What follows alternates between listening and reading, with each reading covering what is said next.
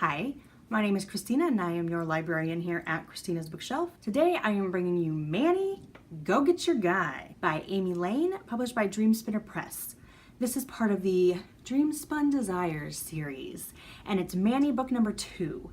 They are kind of standalones, but I would highly suggest you read Manny's number 1, which I kind of didn't. I must have missed it somewhere because this whole trope is fantastic. But from what I'm gathering, from what I've read, is that Manny's number 2 takes place 10 years after Manny's number 1. And it's kind of a lot of the same characters. When we're first introduced to characters in Manny, Get Your Guy, we're supposed to know a lot of these people. And I didn't, so it took me a minute to acclimate myself to that. One of the main characters is Brandon. Brandon is Jacob's cousin. Jacob is married to Nica. Nica's brother, Tino, was one of the main characters in the first one. So that's kind of how this all kind of flows and goes together. Brandon's living with his cousin in an apartment above the garage because Brandon's parents are jerks when he told him that he was gay.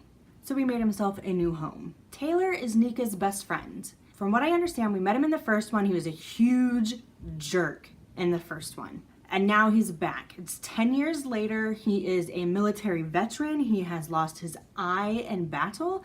So he gets to wear this sexy schmexy pirate patch.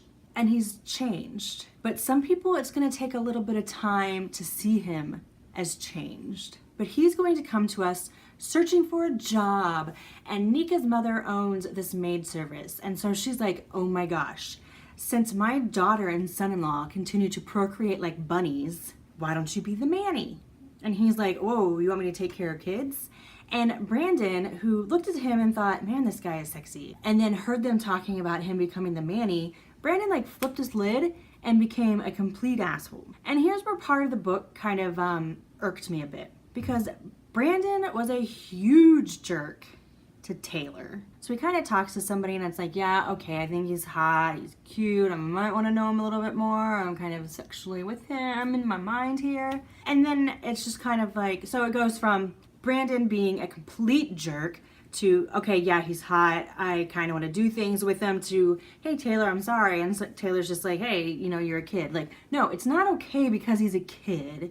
It's not okay because you had this horrible past. You don't just, it's okay, whatever. I don't know. It just really got under my skin, that whole thing. Granted, Brandon apologized more than once. And Taylor does live in the past quite a bit. Oh, man, it really bothered me. And I don't know why. It just really, really did. So then Brandon makes it his purpose in life to let Taylor know that 1, he is worth loving. 2, he's not the guy he was in the past. And 3, Brandon likes him. But for a while, Taylor was hey kid, no, you're just a kid, I'm totally older than you. We can't do this. I have all this life experience. I have all this baggage, I don't have an eye. And you're totally kind of physically perfect and have the whole world in front of you. It really takes probably one of the funniest moments in the book for them to be okay, let's go ahead and try to do this.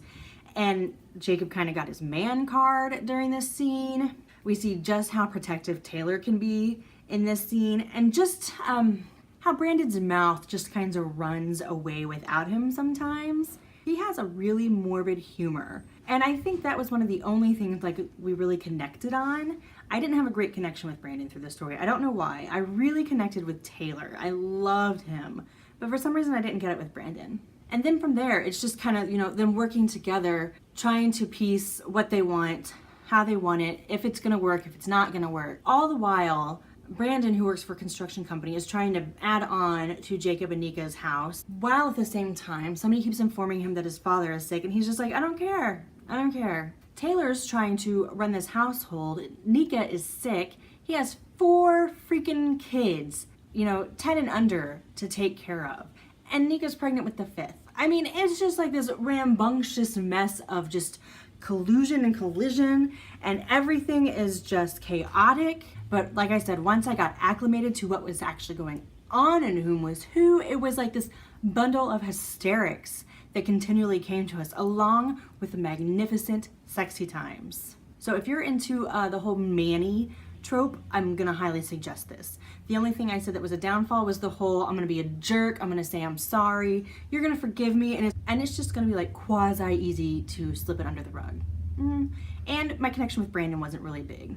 So for that, I'm giving it 4 stars, but I had a lot of laughs, I had a lot of anger, I was extremely peeved with Brandon at times, peeved with Taylor at times, peeved with Brandon's parents pretty much all the time. But I liked how Amy just put this huge bundle of chaos together and made it work. So for you, I'm going to leave the Dream Spinner and the Amazon link down below so you can click it and be on your way.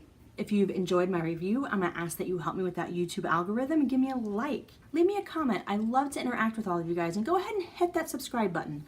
I do my best to get things out every Monday through Thursday, but I honestly couldn't tell you what time. It depends on so many factors. And that's the wonderfulness of the subscribe button, that you will get a notification when I have a new review for you. If you like me and think this chick's pretty awesome, down below I'm gonna leave my website, my Facebook page, and my Twitter. If you have a book or an arc you'd like me to review, you can request via website. Manny, Get Your Guy, number 2 in the Manny series by Amy Lane, published by Dream Spinner Press, part of their Dream Spun Desire series. 4 stars. Bye. Hi, my name is Christina and I am your librarian here at Christina's Bookshelf, and today I am bringing you a book that I was so excited about reading. I am bringing you The Return of the Chauffeur's Son by Tara Lane, published by Dream Spinner Press, and this book is already out now, so if you are just as excited as me, alright, before I go any further, picture this, a modern version of Sabrina, and before you gasp, not Sabrina the Teenage Witch,